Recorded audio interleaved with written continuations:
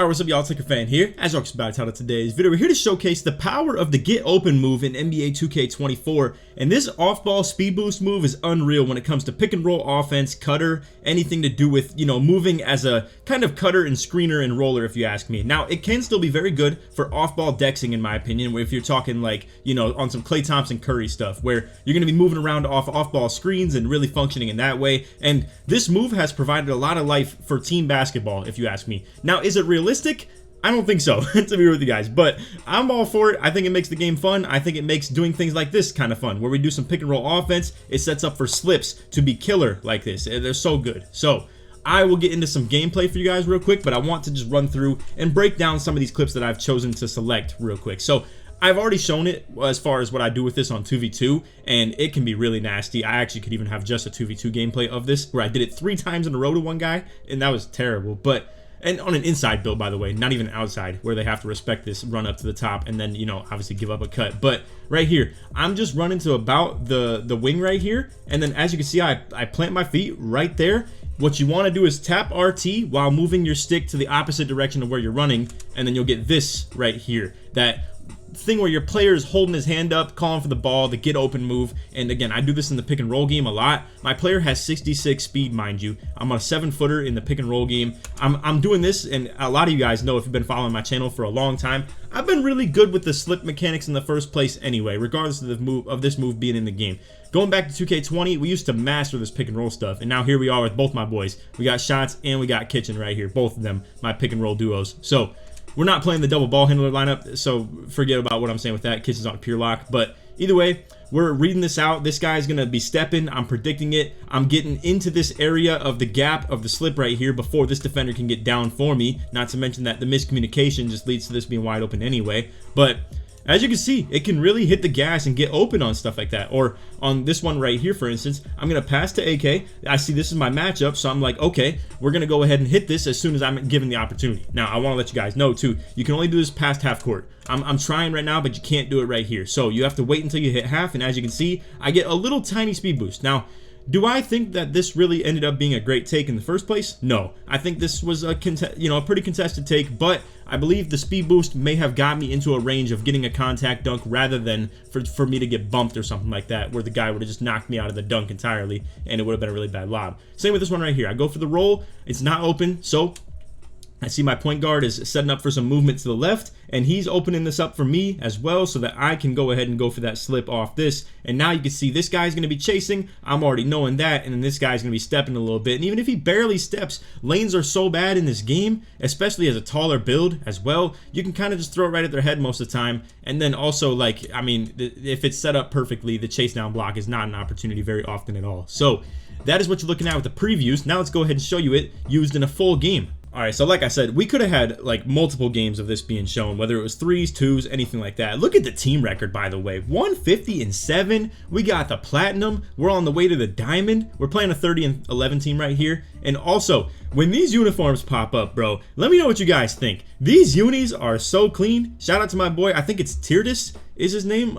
He's like foreign, like a European guy that did these jerseys for me, but these are looking so clean. Like, look at this stuff. The texture's looking great. The siding and like the hips and stuff like that, or the waistband I should say, and then also the split of the color. It looks so good. It looks so good. I love this stuff. So let me know what you guys think of this. I'll maybe show you guys the home unis after this as well, but yeah, I'm loving this stuff. Anyway, Kitchen on a brand new lock build. Me and AK out here grinding, PG center, stuff like that. Just the classic. So I'm going to go ahead and show the whole gameplay. But if you guys only came here to see what the move looked like in those highlights, feel free to drop a like, sub if you're new, turn on noties, all that good stuff. And if you made it to this point in the video and you're calling it quits, just put open in the comments, search sports my way through. But if you are sticking through and watching the rest of this video and want to see the gameplay and this in full action, definitely stay tuned. And you will see these guys are actually moving pretty decent. So they have a pretty like nasty lineup right here, where this guy is coming out here fading like crazy, bro. I mean, and I believe he's actually playing as like the lock or back end. They have a pretty like versatile height combo when it comes to their 2 and their 3 right here. So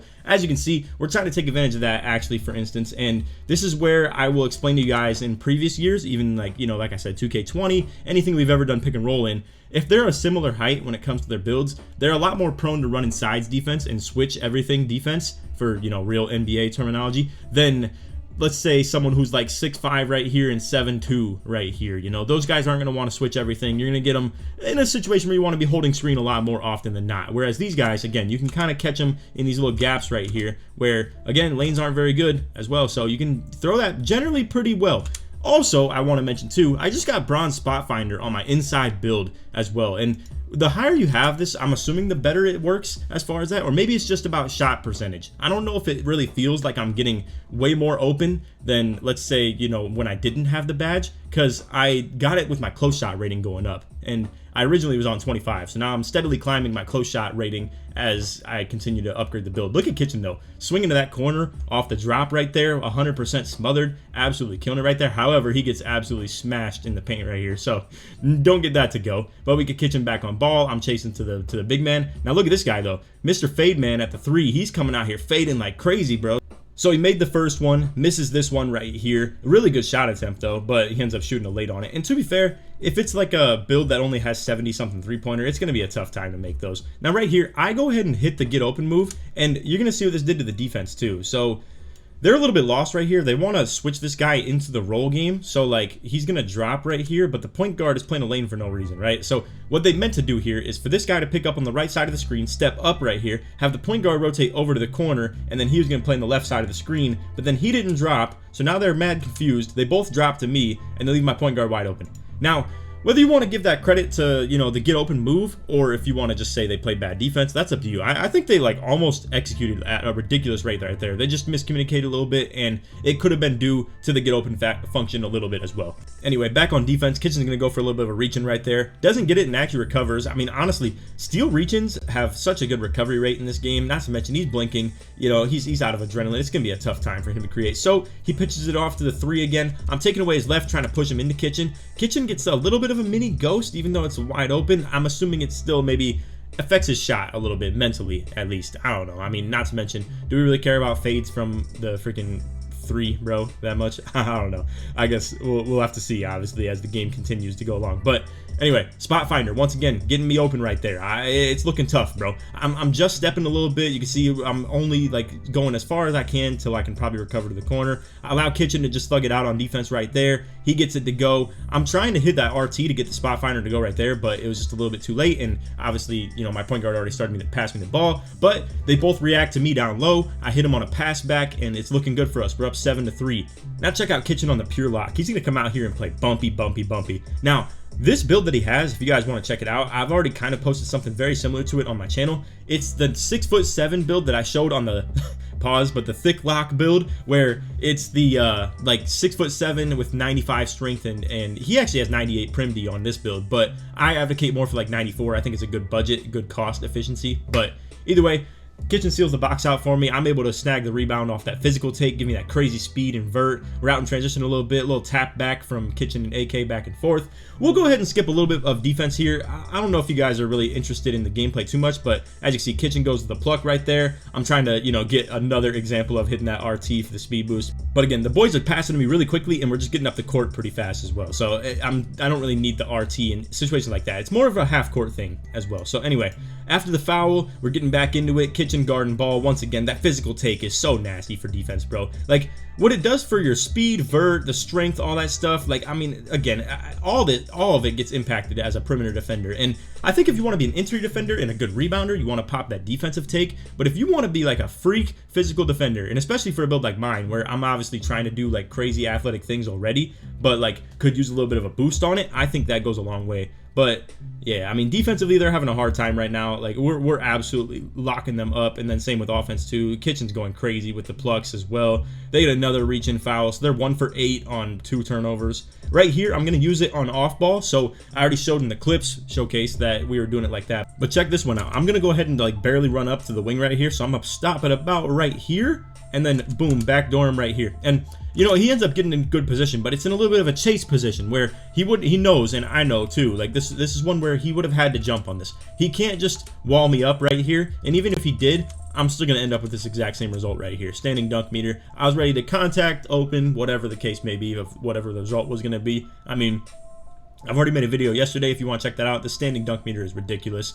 AK tries to follow his own cut, but oh well, it is what it is. It's 17-5. We don't really care about backdoors right now, obviously. So into the next offensive possession, you're going to see he's just bopping him right here. It's nothing to do with, like, you know, I mean, he's not stepping too crazy hard. He's definitely playing more fake step defense. That's what we're going to call it this year, where he's faking up and then just runs back. So I'm just going to go ahead and let AK just bop him, and boom, we're just going to stay out the way, get down for the rebound, and yeah, I mean, you can see, like, no matter what defensive strategy they're trying to play right here, it's not going to be looking good. But yeah, I give up an unfortunate corner dot right there, but oh well, it is what it is. We're getting into the next possession. You can see I'm just going to anticipate him stepping for this. We call this testing their stupid of years past, and whether it's, you know, a great term to have or not, I'm just going to keep on calling that because it's what I've always called it. But essentially, the point of testing their stupid, quote unquote, is when teams come out here in this defensive set where they're going lock and back end on the point guard and big, and then they have the point guard on our lock in the corner, you're going to know that when I slip from this side, they can't even rotate this guy down anyway. And even if they did have the center over here, he can't make much of an impact anyway. And obviously, when my point guard is setting up for lateral movement toward this side, and I'm going to go ahead and hit the slip, this guy has no choice but to pretty much step for this and help. So you can catch people very often doing stuff like this, even if this guy didn't completely just take himself out of this play. And the reason I call it testing their stupid is if we do this type of mechanic on a 19 points or 20 point situation where it's game point, you absolutely, last case scenario, want to give up a free dunk for a game. That's like the, you know, for lack of a better term, the stupidest thing you can do, the dumbest thing you can do. And like, it's just a free dunk. That's the game. I know obviously this game was out of reach for them, so it is what it is. As you can see, their point guard does not like to see that though. He was flopping, and you know, obviously he's like, boys, come on, what the heck is that? But anyway, great gameplay right there. And obviously, like I said, 12 points and 4 assists from shots right here. Kitchen with 2 steals as well. I'm out here with 10 points, 4 rebounds, a lot of pick and roll slips, and just, you know, dunk meter and stuff like that standing. And I'm not going to get into the animations and show you guys everything, but I just do want to let you guys know, if you want to check all the bases and make sure you can move the exact same way my player is moving with your 7-foot center, it's going to be Justice Winslow for the motion style. I picked it more for defensive purposes, but I like the way my player moves on offense with it as well, so I'm just rolling with that. Let me know what you guys think of motion styles as well. Feel free to put me on to any that you feel are going crazy for you, and I might give them a try myself when I'm just experimenting stuff in, you know, games in this 3v3 Pro-Am. But hey, I gotta say, the 3v3 Pro-Am's looking fire. Also, as you can see, the home unis, this stuff's looking so good, bro. I love these. I love these. So shout out to Tirtis, I think is his name. I'll have to get his name like more correct in the future, but I think that's what it is. But anyway, I'm loving this. We're absolutely ranking up this team right now. I think we're like almost 170-7 right now as I'm speaking, and whew, it's been fun ranking this up, bro. And if you guys don't know what the purpose is of this, let me go ahead and scroll all the way to the end right here where we show, I believe, oh, you gotta be kidding me. Okay, so when it shows rep level right here, essentially at the level that we're at, the platinum team that you can see in this intro right here, we're platinum. So in the team rankings, if you're bronze, you get flat rate rep. It's as simple as that. Whereas for silver, the level that these guys are at, you get 10% extra. For gold, you get 25% extra. For platinum, you get 50% extra. And then diamond, which is at 200 wins, gives you double rep at all times when you're playing 3v3 Pro-Am. Or even, you know, if you get that status level in the 5v5 Pro-Am as well, you'll get double XP, double rep, all that stuff in that as well. So anyway, that is all for the video. I hope you all enjoyed. If you did, feel free to drop a like, sub if you're new to our noties, all good stuff. And like always, tries 1 to 2,000 likes. If you made it to the end of the video, put slip or put speed in the comments, search person my way through. But anyway, I appreciate you guys watching.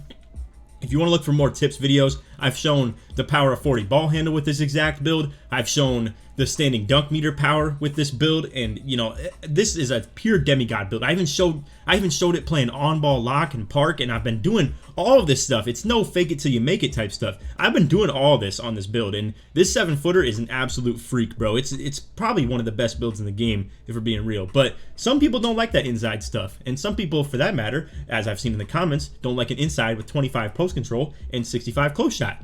Even though standing dunk meter, who needs a close shot, if you ask me? 25 post control, who needs that when you can just walk your way down in there and standing dunk people? And I even do drop steps into the standing dunk meter with 25 post control. I don't know. It's up to you guys to, you know, go with your heart and do whatever you desire. But I'm just telling you, I'm having a fun time on this build. So anyway, that's all for the video. Appreciate you guys watching. None of that. Take these, man. Peace.